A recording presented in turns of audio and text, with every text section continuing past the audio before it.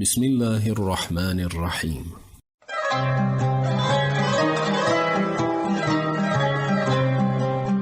حدیثی رحمت.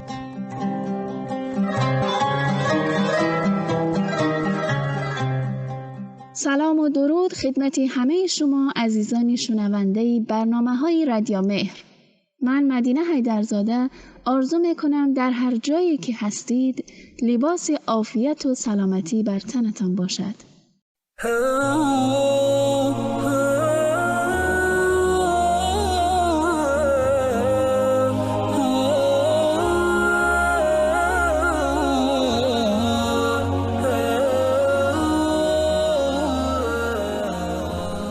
در این ایامی سخت که همگی در حال مبارزه با ویروس کرونا هستیم، خداوند این فرشته‌های فداکار، دکتران و پرستاران، این سفیدپوشانی که در بیمارخانه‌ها تمام تلاششان را برای نجات جان انسان‌ها می‌کنند، برای ما نگه دارد. با همه آنها خدا قوت و خسته نباشید می‌گوییم و دستان زحمتکششان را می‌بوسیم. فکر میکنم بهترین راه قدردانی عمل کردن به توصیه‌های بهداشتی آنهاست. پس با کمال میل در خانه میمانیم و خود و اهل و عائله‌مان را احتیاط میکنیم.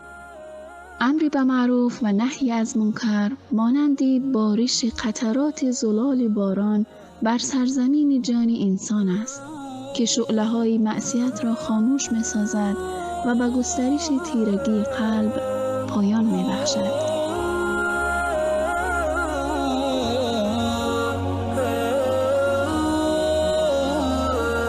ای عزیز، نیک بدان که امر کنندگانی به خوبی‌ها و نهی کنندگانی از بدی‌ها پیام آوران حقند که به آینده تو می‌اندیشند و به سود تو سخن می‌گویند.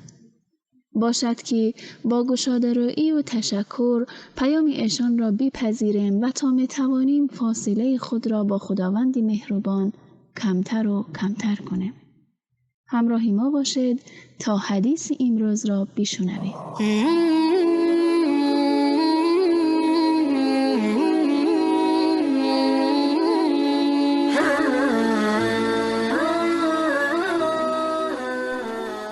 بسم الله الرحمن الرحیم. عن أبي رافع عن عبد الله بن مسعود أن رسول الله صلى الله عليه وسلم قال: ما من نبي بعثه الله في أمة قبلي إلا كان له في أمته حواريون وأصحاب يأخذون بسنته ويقتدون بأمره، ثم إنها تخلف من بعدهم خلوف يقولون ما لا يفعلون ويفعلون ما لا يؤمرون، فمن جاهدهم بيده فهو مؤمن، ومن جاهدهم بلسانه فهو مؤمن، ومن جاهدهم بقلبه فهو مؤمن، وليس وراء ذلك من الإيمان حبة خردل. رواه مسلم.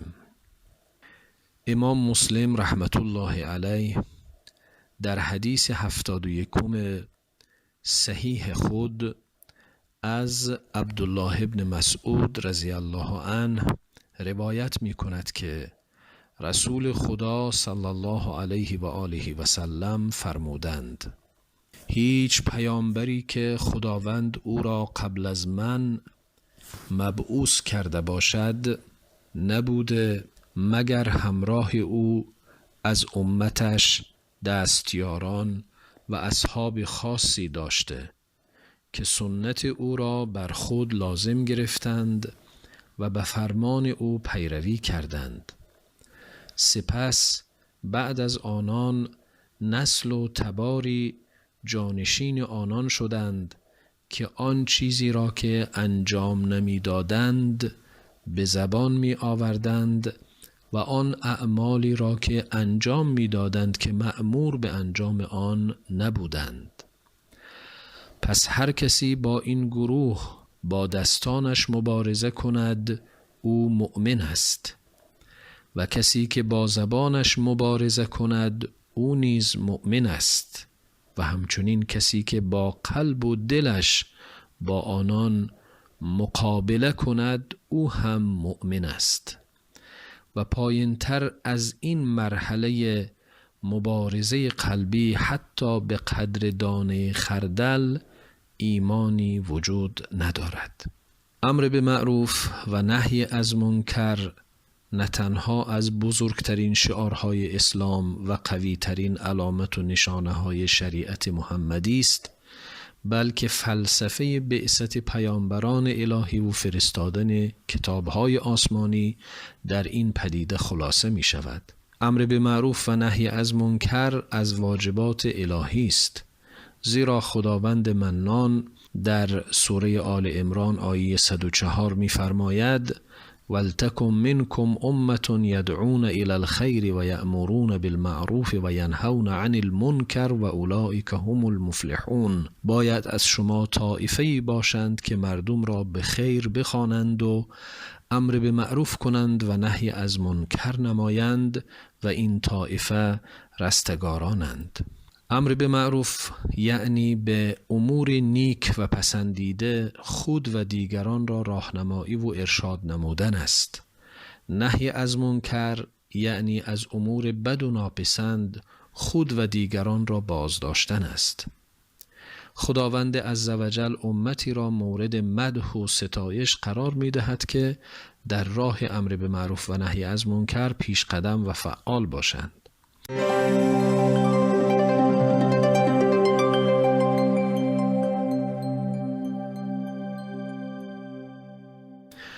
کنتم خیر امة اخرجت للناس تأمرون بالمعروف و تنهون عن المنکر.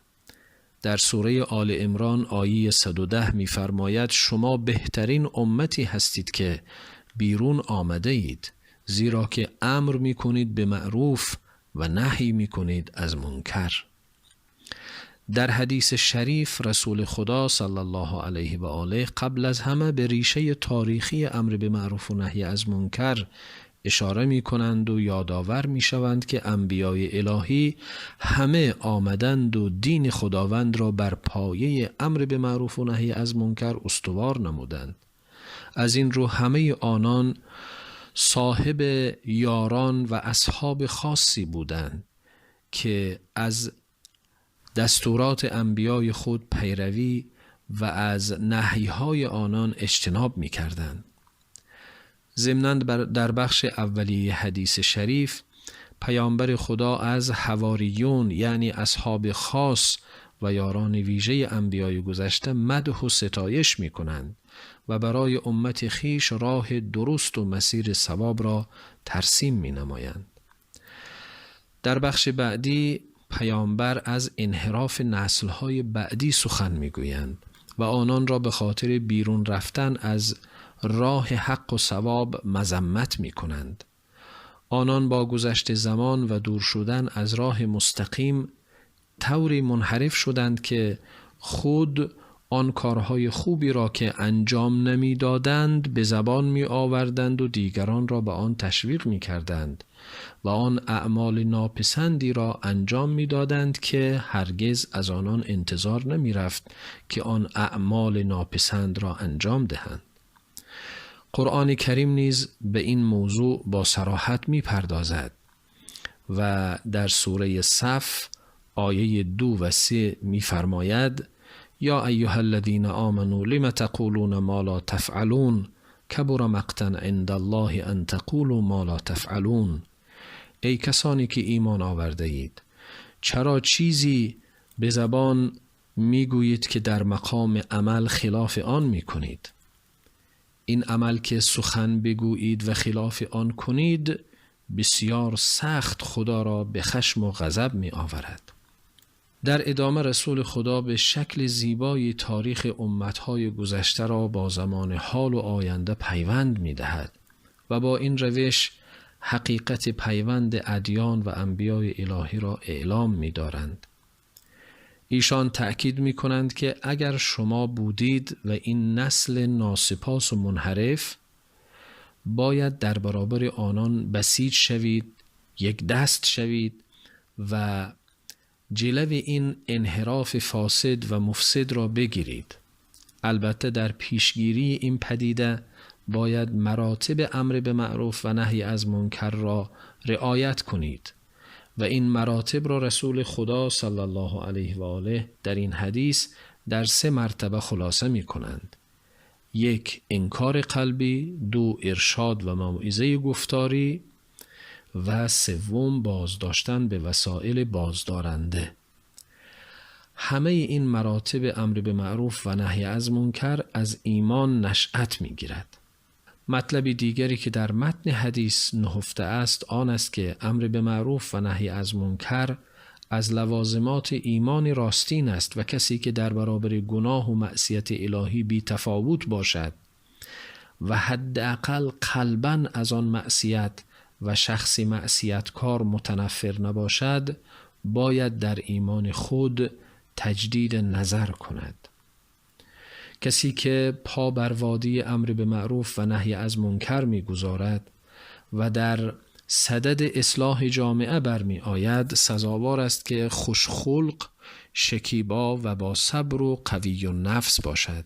زیرا امر به معروف و نهی از منکر باید از طریق پسندیده انجام گیرد و کسی که خود اخلاق پسندیده و مرام برگزیده جوانمردی نداشته باشد، کی تواند این مأموریت خطیر و بزرگ را به درستی انجام دهد؟ از این رو با مردم مهربان باشد و با رفق و مدارا رفتار کند، چون پند و نصیحت از طریق رفق و ملایمت بهتر در دل جا می گیرد و تأثیر بیشتر دارد. در این مسیر انسان به صبر و شکیبایی ایوبی نیاز دارد، زیرا راهی است پرخطر و با نشیب و فرازهای زیاد، چون برخی از مردم از آنجا که تابع هوا و هوسند و در پی کامیابی از لذات دنیوی هستند، از این رو این امر باعث می شود که احیانا به عصیان و نافرمانی و گناه روی آورند. شخصی که می خواهد آنان را از این راه باز دارد و از انجام گناه منع کند، احتمال است که مورد زخم زبان و کردار ناشایست افراد فسادکار قرار گیرد. بنابراین او تنها با صبر و شکیبایی میتواند با وجود آن همه جسارتها به وظیفه خود عمل کند و مأموریت خود را انجام دهد. قوت قلب و بلندی روح نیز از مهمترین ویژگی هایی است که شخص در امر به معروف و نهی از منکر باید آن را داشته باشد و الا در برابر کمترین مشکلات و یا تهدیدات احتمالی مضطرب خواهد شد و در انجام وظیفه خیش عاجز خواهد ماند. خداوندا ما را در شناخت معروف کمک بفرما و در انجام آن ما را نصرت بده و در امر به معروف ما را ثابت قدم نگه دار. و السلام علیکم و رحمت الله و برکاته.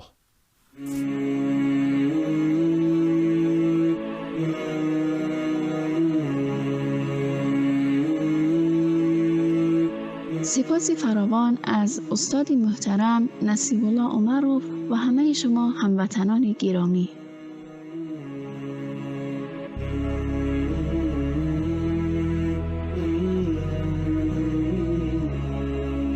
دوستی عزیز که کمر همت بر امر به معروف و نهی از منکر بسته ای، نیک بدان که کار تو یک طبابت روحی است. پس با گناهکار ستیزه مکن، بلکه با عیب او مبارزه کن که پرخاش به دیگران شیوه مجاهدان راه خدا نیست. صبر و مدارا و گفتار نیک را زینت خویش گردان که اخلاق و بزرگواری تو کلامت را گوارا سازد و بذر گفتارت را در سرزمین جان بارور گرداند. خداوند توفیقت دهد. تا برنامه و حدیث رحمت دیگر، خدایار و نگهدار.